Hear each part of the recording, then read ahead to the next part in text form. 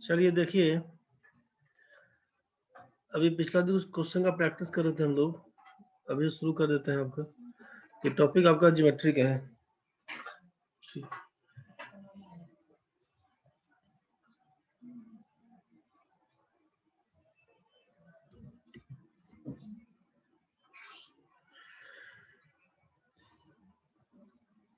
अभी शुरू कर रहे हैं हम लोग ज्योमेट्री।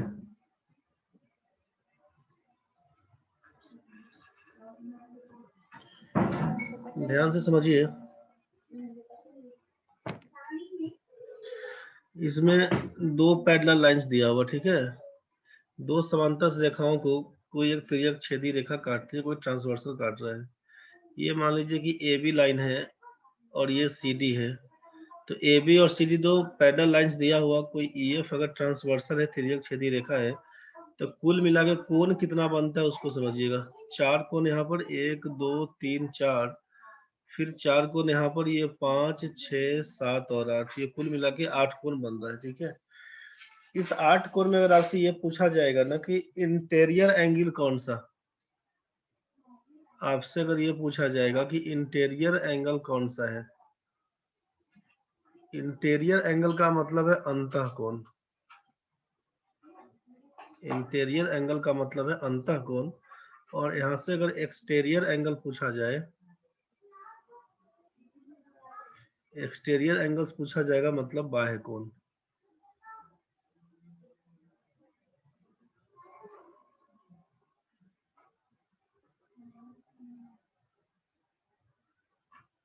बाह्य कोण। तो इंटीरियर एंगल किसको बोलेंगे, एक्सटीरियर एंगल किसको बोलेंगे, ध्यान से समझिए। ये दोनों लाइन के बीच में, ए बी और सी डी के बीच लाइन में जो भी कोण दिख रहा है ना, ये 3 4 5 6, इसको बोलेंगे, जो दोनों लाइन के बीच में है इसको अंतः कोण बोलेंगे। और जो इस दोनों लाइन के बाहर से है, 1 2 और ये 7 8, इसको बोलेंगे एक्सटीरियर एंगल, बाह्य कोण। दो पैरेलल लाइंस ए बी और सी डी को कोई ट्रांसवर्सल ई एफ काटता है, तो कुल मिला के 8 कोण बन रहा है, 1 2 3 4 5 6 7 8। लाइन के ऊपर, ए बी लाइन के ऊपर जो 1 2 है और सी डी लाइन के नीचे जो 7 8 है, इसको बोलते हैं एक्सटीरियर एंगल। और ये ए बी लाइन के नीचे और सी डी लाइन के ऊपर जो 3 4 5 6 है, इसको बोलते हैं इंटीरियर एंगल। कंफ्यूज नहीं होइएगा इसमें, ठीक है। तो इंटीरियर एंगल कौन सा, तो इंटीरियर एंगल में बोल रहे हैं हम लोग कि 3 4 5 एंड 6। और एक्सटीरियर एंगल कौन सा, तो 1 2 7 एंड एंगल 8। यहाँ तक तो ये क्लियर हो गया होगा, इंटीरियर एक्सटीरियर। अब इसी में सोचिए कि आपसे पूछा जाएगा कि ए बी और सी डी लाइन को ई एफ कोई ट्रांसवर्सल काटता है, तो आपका वर्टिकली अपोजिट एंगल कौन सा।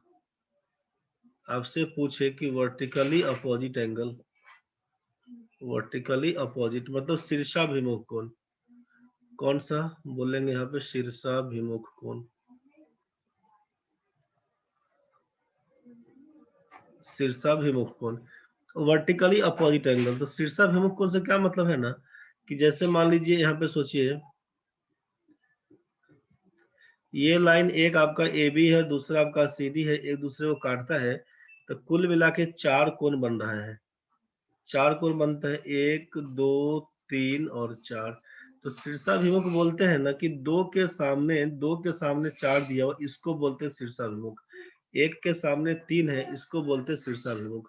मतलब वर्टिकली अपोजिट अगर पूछा जाएगा हमसे कौन किसके बराबर, तो अगर इसको बोलते हैं कोण 1, तो इसको बोल देंगे 3। तो ये 1 और 3 बराबर है, इसको बोल देंगे वर्टिकली अपोजिट। और ये कोण अगर मान लीजिए 2 दिया हुआ और ये कोण अगर 4, तो बोलेंगे कोण कोण 2 बराबर कोण 4। यही वर्टिकली अपोजिट आता है, ठीक है। बोलेंगे क्यों, चूंकि आपको मालूम है कि स्ट्रेट लाइन 180 का बनता है। तो इस पर अगर हम लोग लाइन यहाँ से खींच भी देंगे, ए बी सी अगर बोलते हैं, तो ए सी, इसको अगर डी बोल दें, तो ए सी डी प्लस बोलिएगा कि बी सी डी, दोनों को जोड़ेंगे तो 180 डिग्री के बराबर। तो इसी हिसाब से अगर हम सोचे इसके बारे में एक बार, अगर हम सोचे तो क्या लिख सकते हैं यहाँ से कि 1 और 2 मिला के 180 बोल दीजिएगा ना भाई। सिंपल सोचिए कि 1 और 2 मिला के 180 बताइएगा। कोण 1 जोड़ 2 बराबर 180 डिग्री। और इसमें अगर सोचेंगे कि इस लाइन पे सोचिए कि ए बी लाइन पे इस पूरा का मान मिला के 180 बोलिएगा। तो 1 और 4 मिला के 180 बताइएगा। तो 1 और 4 मिला के बोलेंगे 180 डिग्री, तो ये दोनों तो 180 के बराबर, मतलब 1 + 2 बराबर लिखेंगे 1 + 4 के, तो 1 1 कैंसिल, 2 बराबर 4, तो प्रूफ नहीं पूछता है, इसलिए प्रूफ से मतलब नहीं। जो रिजल्ट है उस रिजल्ट को समझिएगा केवल, समझ गया ना।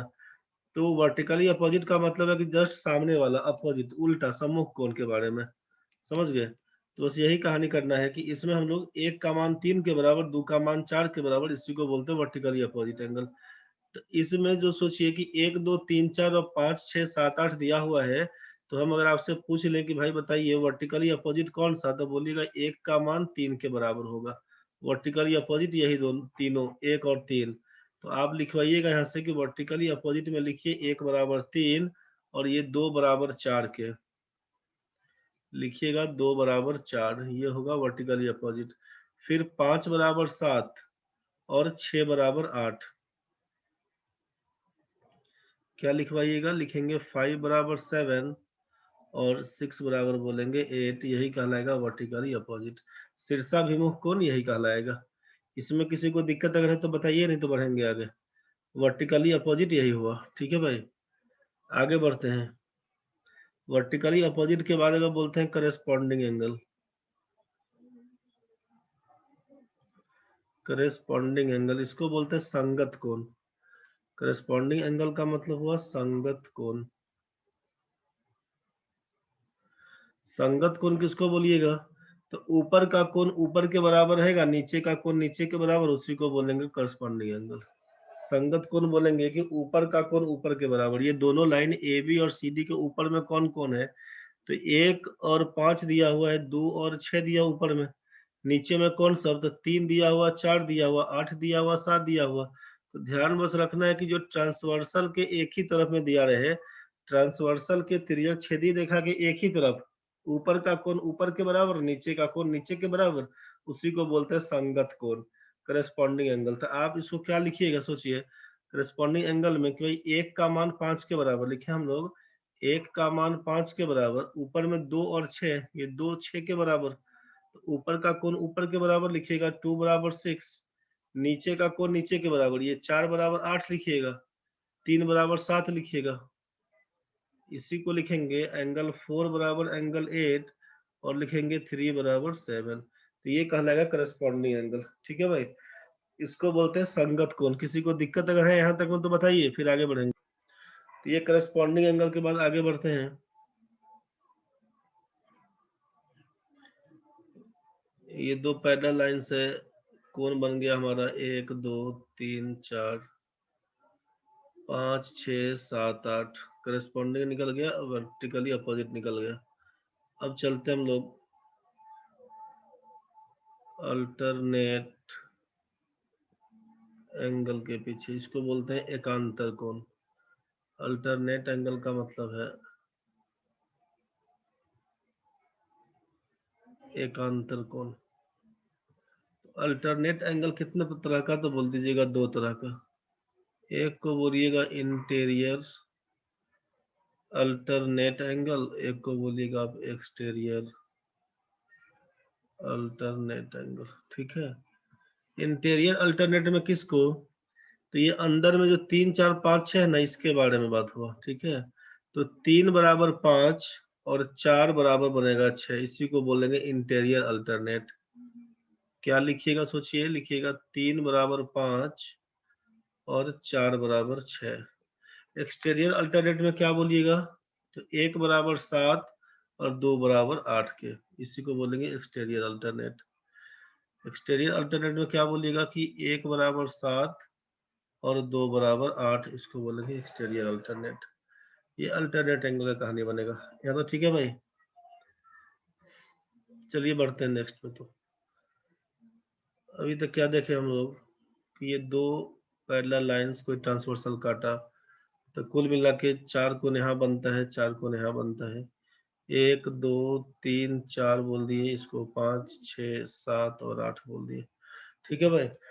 तो नेक्स्ट पॉइंट में फिर डालिएगा क्या कि ट्रांसवर्सल के एक ही साइड, ट्रांसवर्सल का इधर लेफ्ट और राइट, तो लेफ्ट साइड में अगर पूछेंगे कि इंटीरियर एंगल कौन सा, तो बोलेगा 3 और 6, अब बोलेंगे एक्सटीरियर एंगल कौन सा, तो बोलिएगा 2 और 7। ट्रांसवर्सल के राइट साइड में पूछेंगे, ट्रांसवर्सल के राइट साइड में इंटीरियर एंगल कौन सा, तो बोलिएगा 4 और 5। एक्सटीरियर कौन सा, तो बोलिएगा 1 और 8।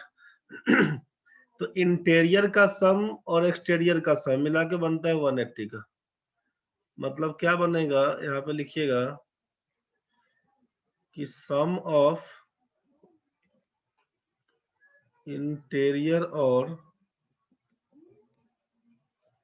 Exterior angles of same side of a transversal is 180 degree. तिर्यक छेदी रेखा के एक ही ओर के आंतरिक या बाह्य कोणों का योग 180 डिग्री के बराबर होता है। क्या मतलब, बोलिएगा दैट इज, पहला पॉइंट देते हैं आंतरिक कोण में, तो लिखिएगा 4 जोड़ 5 बराबर 180 डिग्री। कॉमा कर देते हैं 3 और 6 बराबर लिखेंगे 180 डिग्री। तो ये एक इंटीरियर एंगल के लिए। दूसरा बोलेंगे एक्सटीरियर के लिए, क्या लिखिएगा, तो 1 + 8 बराबर 180 डिग्री और 2 + 7 बराबर बोलेंगे 180 डिग्री। बस यही चीज। तो ये इंटीरियर एंगल के लिए इंटीरियर, और ये बन के आएगा एक्सटीरियर, एक्सटीरियर एंगल के लिए। ठीक है भाई, बस यही चीज। दिक्कत है तो बताइए यहाँ तक में। आते हैं त्रिभुज में, ट्रायंगल के बारे में सोचिए। अब त्रिभुज के तीनों कोनों का जोड़ 180 डिग्री, ए बी सी कोई ट्रायंगल दिया हुआ, तो त्रिभुज के तीनों कोनों का जोड़ 180 डिग्री, मतलब angle A plus angle B plus angle C का मान 180 डिग्री। तो ये ट्रायंगल के बारे में भी हम लोग पढ़ रहे थे। तो ट्रायंगल का डिस्ट्रीब्यूशन दो टाइप से है। ट्रायंगल का डिस्ट्रीब्यूशन यहाँ पर देख रहे हैं हम लोग, दो साइड से, दो टाइप से। ये पहला है तो एंगल वाइज, और दूसरा है साइड वाइज। एंगल के हिसाब से कौन कौन सा, साइड के हिसाब से कौन कौन सा, अगर इसके पीछे बात करें अगर, तो एंगल वाइज में बोलिएगा ना कि एक रहेगा एक्यूट एंगल ट्रायंगल, न्यून कोणीय त्रिभुज। फिर बोलिएगा राइट एंगल ट्रायंगल, इसको बोलेंगे समकोणीय त्रिभुज। और तीसरा रहेगा ऑब्ट्यूस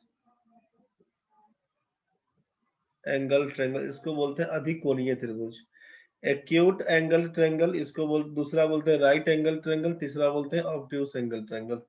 और ये जो साइड वाइज है ना, साइड वाइज के हिसाब से तोड़ते हैं अगर, तो एक को बोलते हैं आप इक्विलैटरल ट्रायंगल, इक्विलैटरल ट्रायंगल समबाहु त्रिभुज। फिर बोलते हैं आइसोसेल्स ट्रायंगल, समद्विबाहु त्रिभुज। और तीसरा को बोलते हैं स्केलन ट्रायंगल, इसको बोलते हैं विषमबाहु त्रिभुज। तो ट्रायंगल का डिस्ट्रीब्यूशन दो टाइप से तोड़ते हैं ट्रायंगल को, एक तो बोलते हैं कि एंगल वाइज कोण के हिसाब से त्रिभुज, और दूसरा बोलते हैं भुजा के हिसाब से त्रिभुज। तो भुजा के हिसाब से समबाहु, समद्विबाहु और विषमबाहु। कोण के हिसाब से तीन कौन सा, तो न्यून कोणीय त्रिभुज, समकोणीय त्रिभुज, इसको बोलते हैं अधिकोणीय त्रिभुज। दिक्कत होगा तो बोलते चलना भाई। एक्यूट एंगल ट्रायंगल किसको बोलेंगे, तो जिस त्रिभुज का तीनों कोण 90 डिग्री से कम रहेगा, जिस त्रिभुज का तीनों कोण 90 डिग्री से कम रहेगा, इसको बोलेंगे एक्यूट एंगल ट्रायंगल। मतलब angle less than 90 degree,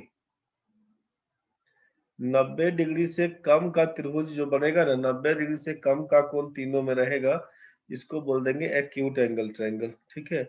right angle triangle में कि जब कोई कोण, एक अगर एंगल आपका, कोई एक कोण अगर आपका 90 के बराबर हो, एक कोण आपका 90 डिग्री के बराबर हो, तो बोल देंगे इसको राइट एंगल ट्रायंगल। ठीक है। एक कोण आपका 90 के बराबर हो, 90 डिग्री बनेगा तो बाकी दो कोणों का जोड़ 90 बनना होगा, क्योंकि जानते हैं कि त्रिभुज के तीनों कोणों का जोड़ 180 डिग्री होता है। तो राइट एंगल ट्रायंगल में क्या बोलिए कि जिस त्रिभुज का एक कोण 90 डिग्री का होगा उसको बोल देंगे समकोण त्रिभुज। जिस त्रिभुज के तीनों कोण 90 डिग्री से कम कम हो उसको बोल देंगे न्यून कोणीय त्रिभुज।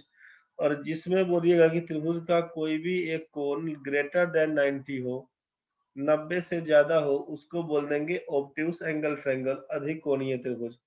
बोलिए कैसा त्रिभुज होगा सर? मान लेते हैं कि ये अगर बोल दें कि ये कोण हम लोगों का, इसके बारे में बोल दें कि 110 डिग्री है, इसको बोल देंगे 40 डिग्री है, तो इसको कितना कितना बोलना पड़ेगा? 30 डिग्री।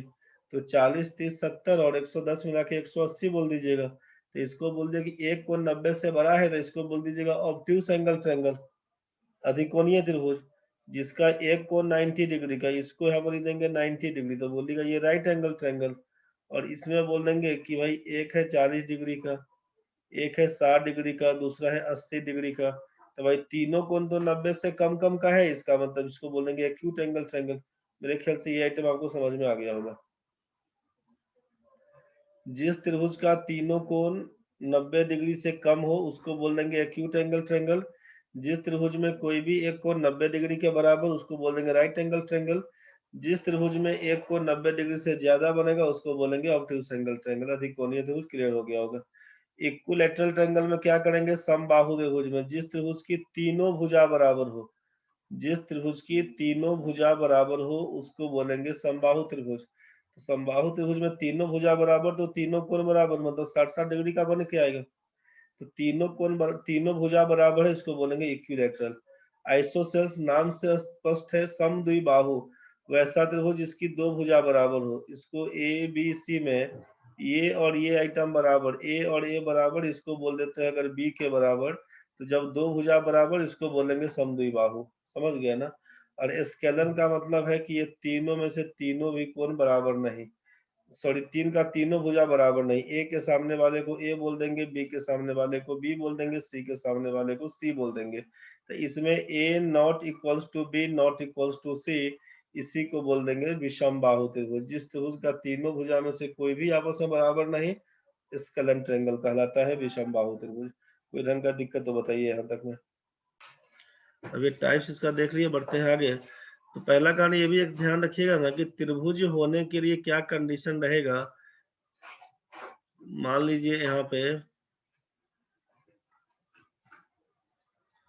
ए बी सी कोई ट्रायंगल दिया हुआ, ए के सामने वाले को स्मॉल ए बोलेंगे, बी के सामने वाले को स्मॉल बी, सी के सामने वाले को स्मॉल सी। ठीक है?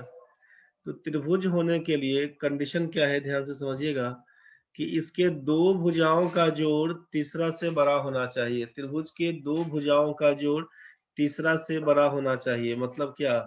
ए प्लस बी तीसरा से बड़ा हो जाएगा सी से, चाहे बी प्लस सी ये बड़ा हो जाए ए से, चाहे बोल देंगे हम लोग ए प्लस सी ये बड़ा हो जाए बी से, तो त्रिभुज का फॉर्मेशन होगा। कभी अगर ऐसा हो कि दो भुजाओं का जोड़ तीसरा से छोटा हो, तब सोचेंगे कि त्रिभुज तब नहीं बनेगा। मतलब कैसा? अगर आपसे कह दिया कोई त्रिभुज ए बी सी का निर्माण करना होगा, साइड हमारे पास दिया हुआ है, मान लीजिए 2 3 और 4, बोलेंगे कि त्रिभुज बनाइए। हमारे पास साइड दिया हुआ है, अगर हम आपको बोल दिए कि ए बी का मान 2 सेंटीमीटर दे दिए, बी सी का मान दे दिए 4 सेंटीमीटर और ए सी का मान दे दिए 3 सेंटीमीटर, बोलेंगे कैसा त्रिभुज बनेगा, त्रिभुज बनाइए। तो आप सोचिएगा ठीक है sir, A B B C और ए सी का मान लिख दिए हम लोग 2 3 और 4। अब चेक भी कर लीजिए कैसा बनेगा। तो ए प्लस बी, ए के सामने वाले को ए बोल दिए, बी के सामने वाले को बी बोल दिए, सी के सामने वाले को सी बोल दिए। अब जरा सोचिए कि अगर ए प्लस बी का मतलब क्या लिखिएगा, 4 में 3 जोड़ेंगे 7, तो 7 बड़ा है इससे, 7 ए प्लस बी 2 से बड़ा। ठीक है? इसमें बोलेंगे बी प्लस सी, 3 2 5, 5 बड़ा होगा 4 से, चलेगा। ए प्लस सी, ए प्लस सी 4 2 6, 6 बड़ा हो जाएगा 3 से। यहाँ तो ठीक है, रुकिए तब इसमें कुछ और लेने दीजिए। इसमें ऐसा पकड़ लेते हैं, एक दो जो किए ना हम लोग, इस 3 को हटा देते हैं, 3 को हटा देते हैं, इस AC को यहाँ पर 3 हटाइए। अगर यहाँ पर पकड़ लेते हैं, मान लीजिए कि इसका मान 7 बोल देते हैं, 7 सेंटीमीटर, ठीक है।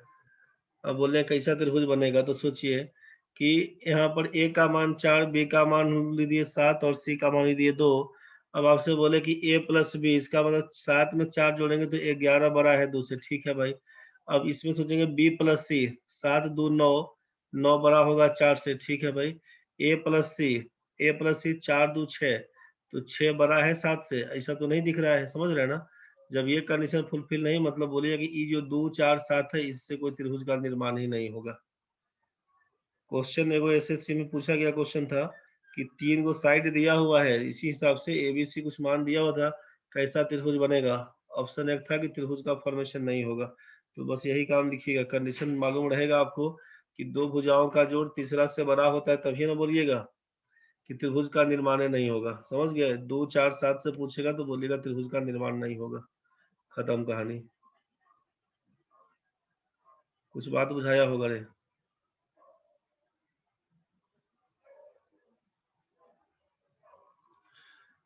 बराबर हो छोटा हो त्रिभुज का निर्माण नहीं बनेगा, जब बड़ा होगा तभी त्रिभुज बनेगा। ध्यान बस इसी बात का रखिएगा। दो भुजाओं का जोड़ तीसरा से बड़ा हो जाएगा तो त्रिभुज का निर्माण होगा, अन्यथा नहीं होगा। बस दूसरा कहानी, दो भुजाओं का अंतर तीसरा से छोटा होना चाहिए। दो भुजाओं का अंतर तीसरा से छोटा होना चाहिए। A minus B less than C, B minus C less than A, या C minus A less than B. बुझे, अंतर तीसरा से छोटा होना चाहिए। जैसे अगर मान लीजिए हम लोग ए बी सी लिखे थे, ए बी सी कर दिए, यहाँ पर लिख दिए थे 2 3 4, 2 3 और 4। सोचिए ए माइनस बी, ए माइनस बी करेंगे मतलब डिफरेंस का कहानी। यहाँ पर 2 है, यहाँ पर 3 है, दोनों के बीच का अंतर कितना। अब यहाँ पे ए माइनस बी का मतलब -1 नहीं पकड़ लीजिएगा, दोनों दो भुजाओं का अंतर बोलना चाह रहे थे। तो 3 और 2 के बीच 1 का डिफरेंस, तो 1 तो लेस है 4 से, ठीक है। बी माइनस सी, तो बी और सी के बीच का अंतर सोचिएगा, मतलब यहाँ पे ज्यादा है तो मोड लगा दीजिएगा, कंफ्यूज नहीं होइएगा, समझ गए। डिफरेंस बोल रहे थे, तो ये डिफरेंस का मतलब में क्या चलेगा कि भाई इस दोनों के बीच का अंतर कितना। तो b माइनस सी, 4 और 3 के बीच 1 का अंतर, तो भाई 1 ठीक है 2 से कम है। c माइनस ए का मतलब है 4 और 2, तो 2 भाई लेस है 3 से, 2 ठीक है, 2 3 4 वाला कहानी बनेगा। लेकिन इसी में भी आप देख रहे थे कि जैसे यहाँ पर 7 पकड़ा दिए थे, अगर यहाँ पर 7 लिख देंगे तो क्या हो जाएगा कि a और b के बीच का अंतर, तो 7 और 2 के बीच 5 का अंतर, तो 5 तो 4 से कम नहीं है। समझ रहे हैं ना, मतलब यहीं पर कंडीशन फेल हो गया। तो बोलेंगे 2 4 7 से तो सही में त्रिभुज नहीं बन रहा था। तो दो भुजाओं का जोड़ तीसरा से बड़ा होना चाहिए, चाहे दो भुजाओं का अंतर तीसरा से छोटा होना चाहिए, तब ही त्रिभुज का निर्माण होगा। अगर ऐसा नहीं है तो त्रिभुज नहीं बनेगा, ठीक है। यदि फर्स्ट या सेकंड में से कोई भी कंडीशन फुलफिल नहीं हो रहा हो तो त्रिभुज का फॉर्मेशन नहीं होगा, त्रिभुज का निर्माण नहीं होगा। ये बात का ध्यान रखिएगा अपना, ठीक है भाई। चलिए बढ़ते हैं आगे। तो अब त्रिभुज वाले में क्या काम करिएगा, ए बी सी को त्रिभुज दिया हुआ है, तो ध्यान क्या रखना है हमको कि त्रिभुज के तीनों कोनों का जोड़ 180 डिग्री होता है। ये ए प्लस बी प्लस सी बराबर 180 डिग्री, ये तो बोल दिए थे हम लोग, त्रिभुज के तीनों कोनों का जोड़ 180 डिग्री। अच्छा, अब जरा सोचिए कि इस लाइन को आगे बढ़ाते हैं अगर डी पॉइंट तक, तो ए बी सी या अंदर का ए बी सी, तो आपका क्या होगा इंटीरियर एंगल, और ये बाहर वाला बनेगा बहिष्कोण। तो इसमें कि जब त्रिभुज किसी एबीसी त्रिभुज में बीसी भुजा को अगर आगे बढ़ाते हैं तो ये बहिष्कोण जो एसीडी बनता है ना, तो ए सी डी का मान किसके बराबर, तो लिखते हैं इसका जो जस्ट ये लीनियर पेयर वाला केस बनेगा कि ये दोनों मिलाकर ए सी डी और ए सी बी का मान तो 180 डिग्री बोलिएगा, क्योंकि ये सरल जो कोण है आपका ये मिला देंगे तो 180 डिग्री बनता है। यहाँ से कोई भी कोण, यहाँ पर ए बी सी डी बोल दिए तो डी बी ए प्लस डी बी सी का मान 180 बोलिएगा, समझ रहे हैं ना। तो यहाँ पर हम लोग क्या बोलना चाह रहे हैं कि ए सी बी और ए सी डी ये दोनों, इसको अल्फा इसको बीटा बोल दे तो अल्फा जोड़ बीटा का मान 180 डिग्री बोलिएगा। तो यहाँ से बस यही बात बोलना था।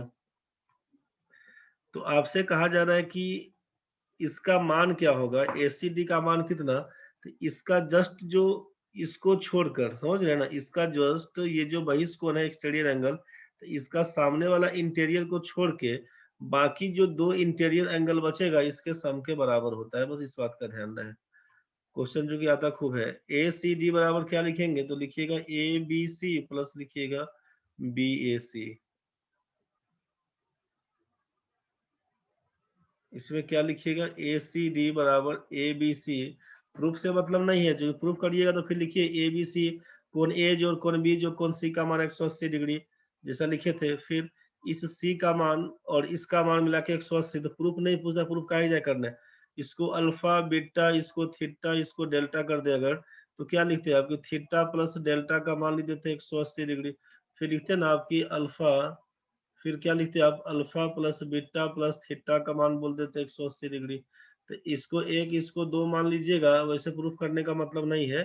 थीटा प्लस डेल्टा, डेल्टा बराबर alpha plus beta plus theta बोल देते, थीटा थीटा कैंसिल, डेल्टा का मान अल्फा प्लस बीटा, डेल्टा का मतलब यही ए सी डी ए, और इसका अल्फा बीटा का मतलब यही B A C plus A B C बोलिएगा। तो इतना करने से नहीं मतलब है, सीधा सीधा ध्यान रखिएगा कि जो त्रिभुज का बहिष्कोण है दोनों आंतरिक कोण के जोड़ के बराबर होता है। बस यही कहानी, समझ गए। ऐसे कर देंगे ए सी डी का मान A B C plus B A C. चलिए आगे बढ़ते हैं इसी में।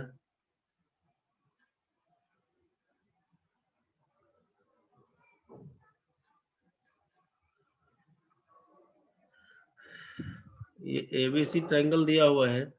अब इस त्रिभुज एबीसी में कोण बी का इंटरनल बाइसेक्टर, बी, अगर बी जितना भी होगा ना इसका दो पार्ट में बांटेंगे, तो दो पार्ट में बांटेंगे तो इसका ये वाला कोण, समझ गए।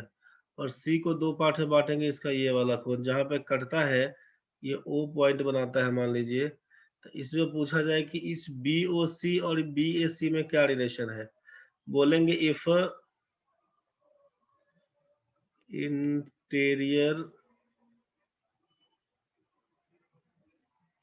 Angle bisector of angle ABC and angle ACB intersect at O, then angle BOC बराबर 90 degree plus half angle of A. Angle of A का मतलब BAC। क्या लिख दिए इसका मतलब, इसका मतलब ये हुआ कि यदि ए बी सी कोण, त्रिभुज एबीसी में यदि कोण ए बी सी और ए सी बी के आंतरिक एंगल बाइसेक्टर, कोण समद्विभाजक, आंतरिक कोण समद्विभाजक अगर ओ बिंदु पर मिलते हैं तो बी ओ सी का मान 90 डिग्री प्लस हाफ ऑफ ए होता है। ये जो अगर कोण को क्या बोलेगा, कभी आपसे बोल दे कोण ए का मान लिख दिया 80 डिग्री, यहाँ पर समझ गया, और आपसे कहेगा कि बी और सी इसका आंतरिक कोण समद्विभाजक है, तो बी और सी का मान बताइए। तो अब इसका पूरा प्रूफ नहीं करने बैठिएगा, आप लिखिएगा कोण बी ओ सी बराबर कितना, तो 90 डिग्री प्लस हाफ ऑफ ए, 80 का आधा कर दीजिएगा तो 40, लिखिएगा ये 130 डिग्री है। इसका मान कितना, तो लिखिएगा 130 डिग्री। बस इसी हिसाब से। वैसे भी सोचिए, तो ये 80 है तो माने इसका और इसका जो तो 120 बनेगा ना भाई, इसका और इसका 90 और 40, ये एक, sorry sorry sorry sorry sorry, ये 80 है तो ये कितना बनेगा, 100 बनेगा। ठीक है ना भाई। ये कोण ए का मान 80 डिग्री, तो बी और सी मिला के त्रिभुज के तीनों कोणों का जोड़ 180 डिग्री बोलते हैं, तो ये 80 है, तो बी और सी का मान मिला के कितना, 100 डिग्री बोलिएगा। तो जब ये पूरा बी और सी का मान 100, तो इसका आधा कोण जो बोलिएगा हाफ ऑफ बी एंड सी, तो बी और सी का आधा कितना, 50 डिग्री बनेगा। तो इसका मतलब ओ बी सी और ओ सी बी का जोड़ है 50 डिग्री, तो इसका मतलब बी ओ सी का मान 130 बोलना होगा। ऐसे भी तोड़ के देखेंगे तो बात समझ में आया होगा। सीधा फॉर्मूला आपके पास मिल गया तो वहां से तोड़ दीजिएगा तो लिखिएगा कि 130 डिग्री का। तो क्वेश्चन में क्या समझ में आया, ये थ्योरम के हिसाब से, थ्योरम के हिसाब से क्या दिया हुआ कि अगर कोण बी और कोण सी का आंतरिक कोण समद्विभाजक जहाँ पे कटता है, जहाँ पे कटता है तो इसका मान बीओसी का मान कितना, तो 90 डिग्री प्लस हाफ ऑफ ए, बस यही बोलेंगे। ये वो थ्योरम आपका, ये दूसरा थ्योरम आपका यहाँ से। अब प्रूफ करने का मन होगा तो लिख लेना भाई, अपने से करके देखना कि a प्लस बी प्लस सी का मान 180 डिग्री, चूंकि प्रूफ नहीं पूछता है तो प्रूफ खाली रिजल्ट याद रखो, काम खत्म। हाफ कर दीजिएगा तो क्या लिखिएगा, a/2 इसको लिखिएगा, b/2 इसको लिखिएगा, c/2 इसको लिख लीजिएगा 90। a/2 रहने दीजिएगा, b/2 का मतलब OBC, c/2 का मतलब OCB का मान लिखिएगा 90 के बराबर।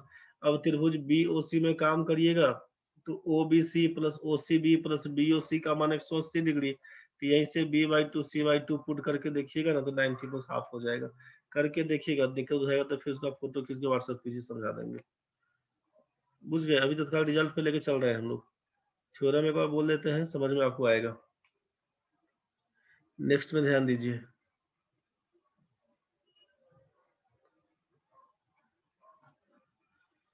ABC कोई त्रिभुज दिया हुआ, इसको थोड़ा आगे बढ़ाइए, इसको थोड़ा आगे बढ़ाइए, ठीक है। तो इंटीरियर एंगल बाइसेक्टर तो ये वाला कहानी था इस हिसाब से।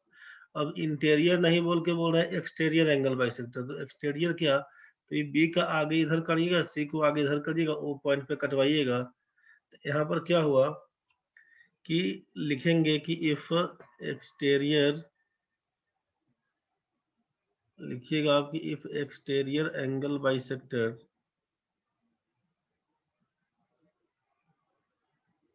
if exterior angle bisector of angle ABC and angle ACB intersect at O, then exterior angle bisector of ABC और ACB, मतलब ये तो आंतरिक कोण, तो ये बनता है बाहरी कोण, तो इसका बाइसेक्ट करने वाला बाहरी कोण का, फिर इसका आंतरिक कोण ये, तो बाहरी कोण ये पूरा, तो इसको बाइसेक्ट करने वाला इसके बारे में। तो यही चीज कि जब O पॉइंट पे करता है तो क्या लिखिएगा, तो लिखेंगे इसको कि देन एंगल BOC बराबर, इसका मान अगर पूछे क्या होगा थीटा वाला, BOC का मान तो लिखिएगा 90 डिग्री माइनस हाफ ऑफ ए। ये जो ए जितना दिया रहेगा ना इस पर डिपेंड करेगा, ठीक है। तो बी और सी का मान कितना, तो लिखेंगे यहाँ से हम 90 डिग्री माइनस हाफ ऑफ है। मतलब ध्यान ये रखना है कि जब इंटीरियर के बारे में पूछेगा तो 90 प्लस हाफ ऑफ है, और जब एक्सटीरियर के बारे में पूछेगा तो 90 माइनस हाफ ऑफ है। मतलब यहाँ पे अगर लिख दिया 40 डिग्री, सोचे, और यहाँ पे पूछेगा बी और सी का मान कितना होगा, ये बताइए थीटा कितना, थीटा का मान क्या होगा आपसे ये पूछ दिया, तो क्या लिखिएगा थीटा बराबर 90 degree minus half of A का मान 40 डिग्री, इसका आधा हो जाएगा 20 डिग्री, घटाइएगा तो लिखिएगा सर 70 डिग्री बनेगा। ये वाला आइटम कितना, 70 डिग्री, बोलेगा 70 डिग्री ये कैसे, तो यहीं से करिएगा ना, ये 40 होगा तो ये और ये मिलाकर कितना हो जाएगा, ये 40 डिग्री अगर है तो ये दोनों मिलाकर कितना बोल दीजिएगा, 140 बोलिएगा तब ना 180 बन के आएगा, समझ रहे हैं ना। और यहीं से फिर इसका मान तोड़ लीजिएगा, मान लीजिए कि इसको अल्फा बोल दीजिए, इसको बीटा, चूंकि दोनों को बराबर बोल देंगे, समझ रहे हैं ना। दोनों को अगर बराबर बोल देंगे तो इस हिसाब से सोचिएगा, तो ये 2 अल्फा प्लस 140 का मान बोलते हैं, ये तो पूरा मिलाकर हो जाएगा 180 डिग्री। सोचिए 180 डिग्री, तो 180 का मतलब ये हो जाएगा कितना, 20 डिग्री और 20 डिग्री, ओ सॉरी सॉरी, ये दोनों मिलाकर था, एक में रुक जाओ। ये हम लोग क्या लिख सकते थे ना कि बी और सी का मान मिला के बोल देते हैं हम लोग 140 डिग्री। ये बी, ये वाला आइटम और ये वाला मिला के बोल रहे थे 140, समझ गए। तो यहाँ से हम लोग क्या बोल देंगे कि इसका मान, ये अल्फा प्लस अल्फा मतलब 2 अल्फा, और प्लस इसको जोड़ेंगे तो लिखेंगे 2 बीटा, तो 2 अल्फा प्लस 2 बीटा, और ये बी और ये सी दोनों का जोड़ है 140, तो प्लस 140 भी कर दीजिए। ये कितना, तो ये मिला के 180 और ये मिला के 180 मतलब 360 डिग्री, नहीं बुझाएगा तो बोलिएगा 360 डिग्री। तो इसीलिए 2 अल्फा प्लस 2 बीटा का मान कितना, 360 में से 140 घटाइएगा तो लिखिएगा 220 डिग्री। तो इसका मतलब अल्फा प्लस बीटा का मान कितना, तो अल्फा प्लस बीटा का मान लिखिएगा 120 डिग्री, मतलब सॉरी 110। तो ये है अल्फा, तो ये अल्फा और ये बीटा, तो ये अल्फा बीटा मिला के 110, इसका मान 70। त्रिभुज के तीनों कोनों का जो 180 डिग्री बनेगा ना भाई, 70 इसका मान। तो इसी हिसाब से समझ में आ गया होगा। तो ये अगर आपसे कह दे कटने वाला है रे, 10-20 सेकंड में कट जाएगा, जुड़ जाना, फिर अभी 10-20 सेकंड में कटेगा, जुड़ जाना। यहाँ से क्या समझ में आया कि जब एक्सटीरियर एंगल का केस बनेगा तो बी और सी का मान लिखेंगे 90 डिग्री माइनस हाफ ऑफ है। चल सुनो ना, इसके बाद फिर कल पढ़ेंगे, अभी छोड़ो, कहानी खत्म करो। जितना पढ़े सबको रिवाइज कर लेना भाई, जितना पढ़े सबको रिवाइज कर लेना रे। अब बाकी फिर कल पढ़ेंगे, कट जाए कटने दो, सबको रिवाइज कर लेना भाई।